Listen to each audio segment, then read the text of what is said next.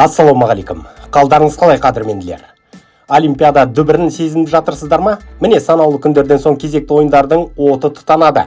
Әлемнің түкпір-түкпірінен келген спортшылар жалынды медальдар үшін талас жүргізеді. Ал біз өзіміздің профильді спортымыз боксты дәріптеумен айналысамыз. Әрине басқа да жекпе-жекке бағытталған күрес, дзюдо және басқа да күштік спорттарды назарда ұстамақпыз. Сонымен боксшыларымыз Парижге табан тіреді. Жай бармады, 5 қаруы сай болып барды. Сайдың тасындай іріктелген 7 ерлерімізге 3 аруымыз қосылды. Бас аяғы 10 боксшы Франция астанасында қазақ туын биік ұстауға тырысады. Әрине бұл оңай шаруа емес, дегенмен қол жетімді нәрсе. Жыл бойына мен құрама маңындағы жаңалықтармен таныстырумен болдым. Барлық ірі турнирлерде боксшылардың жай-күйі туралы ақпарат тараттым. Дұрысын дұрыс, терісін теріс деп айттық. Бас бапкерді де әбден сынадық. Мұнымен ешкімді арқасын кеңге салдыра қоймадық. Есесіне қазіргі сәтте боксшыларда, бапкерлер штабы да оларға артылған жүктің қаншалықты ауыр екендігін сезінді. Біздің сындарымыз команданы қамшылаған болса, әрине нұр үстіне нұр болар еді.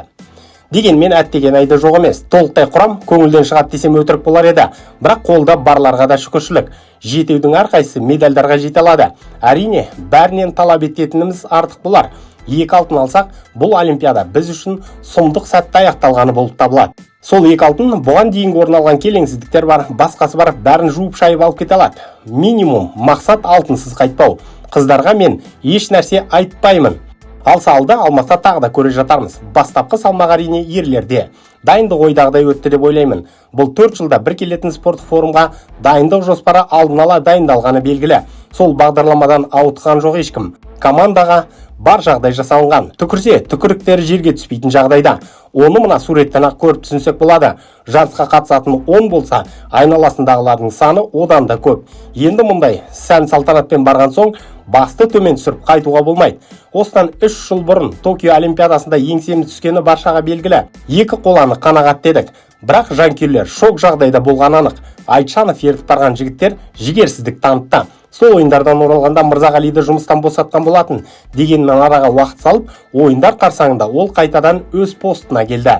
Әрине мұндай жауапты жұмысқа қайта орналасу үшін қандай да бір уәде беріледі ғой. Федерацияда талап қояды. Міне Мырзекең осының бәрін орындаймын дегенге ұқсайды. Дәл қазір біреуді алалап, біреуді қаралайтын жағдай емес. Қазір жұдырықтай жұмылып қолдау көрсететін сәт. Бірақ қазір Токио ойындарына қарағанда мүлде басқаша жағдай бар. Жеке басым Геннадий Головкиннің ұлттық олимпиада комитетіне келгеніне үмітпен қарап отырмын. Қанша дегенмен бокстың адамы. Ойындар қарсаңында ол бірқатар кездесулер өткізді. Америкаға барып беделді басылымдарға сұхбат берді. ABA бізге ұнамайтындығын айтты. Ол боксингке кірсек деген арманын жеткізді. Мұның бәрі әрине батыс жаққа ұнайды. Толықтай Ресейдің қолындағы ұйымға деген теріс көзқарас біздің боксшыларға деген қырғи қабақ көңілді күйден ажыратама деймін. Алтын 2 жолмен келеді. Ол өздеріңізге белгілі. Бірінші жол әрине спорттық жол. Боксшымыз аттай тулап, қарсыластарының апшысын қуырып жіберетіндей жағдайда тұрса әрине, бұл керемет. Бір кездері Серік Сәпиев пен Данияр Елеусіновтер бізге алтынды осылайша алып берген. Сол сәтте олар өз салмақтарының сөзсіз саңлақтары болатын. Ал екінші жол әрине дипломатиялық бағыт. Міне Головкин осы жылда жақсы жұмыстар атқарды деп ойлаймын. Қазір Қазақстан ұлттық құрамасы, мен жалпы команданы айтып отырмын. Өгей баладай күйде емес. Олардың алдында Головкин секілді әлем адамы тұр. Оның бағыты да Халықаралық олимпиада комитетінің президенті Томас Бахқа мәлім.